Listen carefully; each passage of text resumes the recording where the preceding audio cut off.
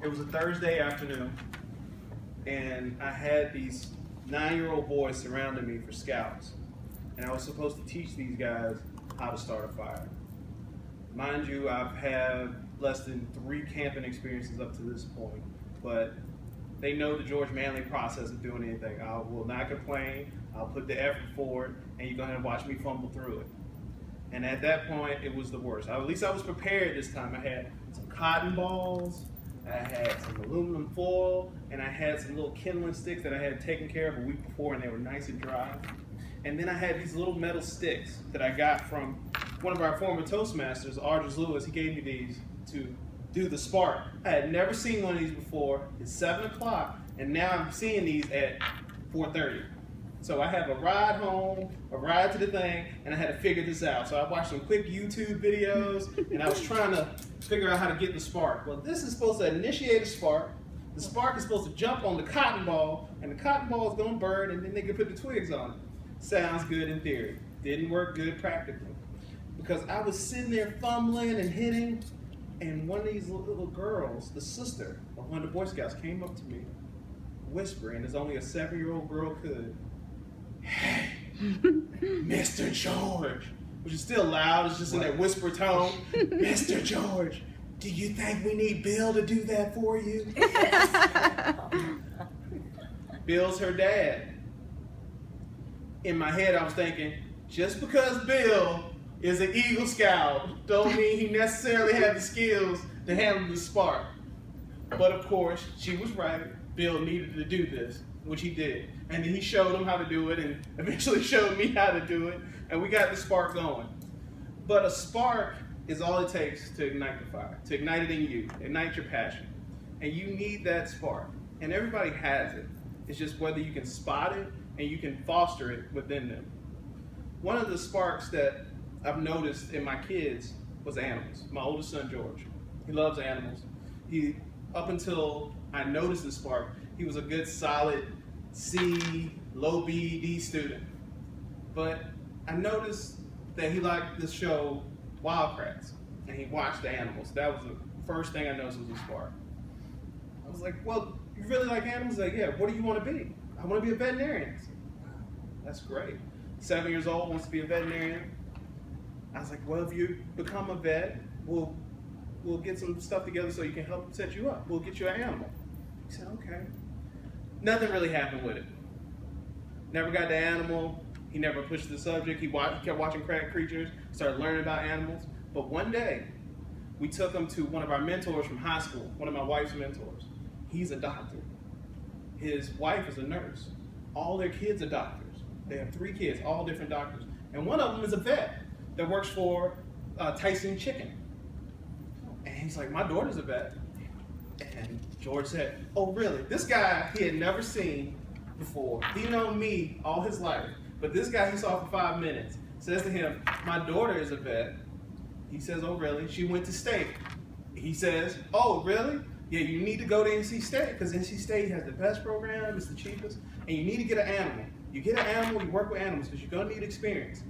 He said, "Okay." We went home, next week we got an animal. Ever since then, Aviano. We just fostered that spark. We gave him the cat.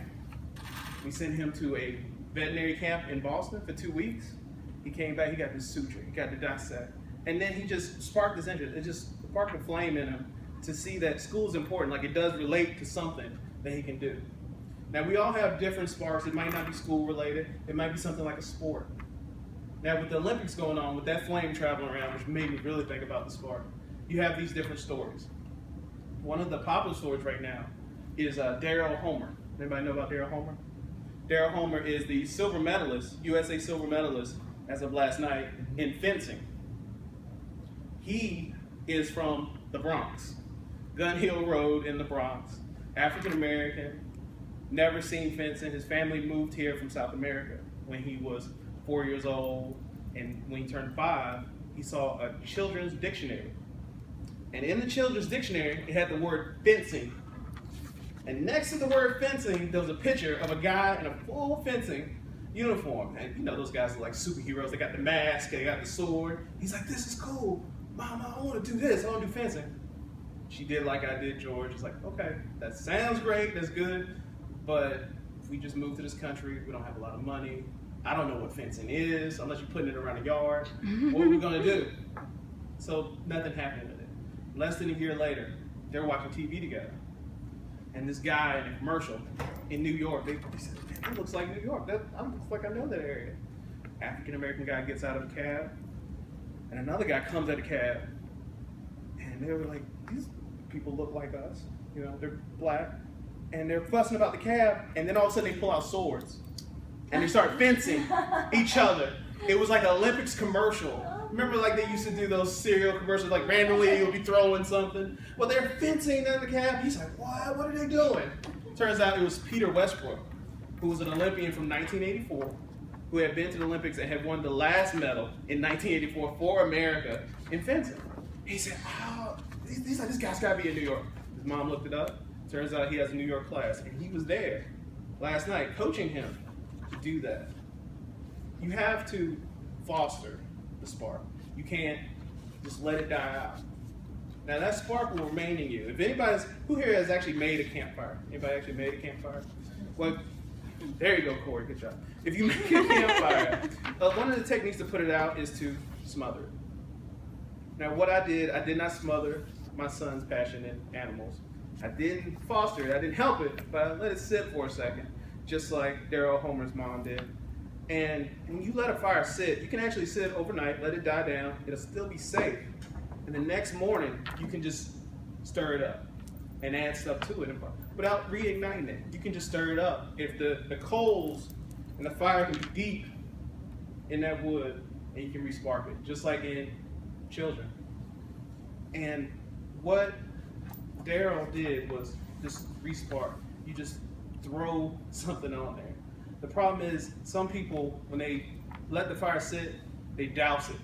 Now, if you were to douse somebody's fire with the water or something like that, give them, if I were to tell them, it's like, well, that's 8 years of school, it's gonna cost this amount of money, I don't know where we're gonna go. If you don't give them direction, that fire will never be ignited. Now, one of the popular stories that I think, it's not misinterpreted, it's just, sometimes it's misfocused, is the story of David and Goliath in the Bible. Now David, smallest one of his family, was watching the animals.